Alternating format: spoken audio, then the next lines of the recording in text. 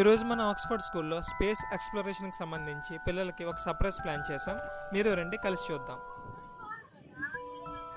మన favourite hero మూవీకి వెళ్ళినప్పుడు ఫ్యాన్స్ ఏ విధంగా అయితే గోల్ చేస్తారో, సినిమా చూసేటప్పుడు ఎలాగైతే ఎంజాయ్ చేస్తారో, ఇక్కడ క్లాసెస్ చూసేటప్పుడు పిల్లల్లో కూడా మీరు ఆ గోల కానీ ఆనందాన్ని కానీ మీరు గమనించవచ్చు.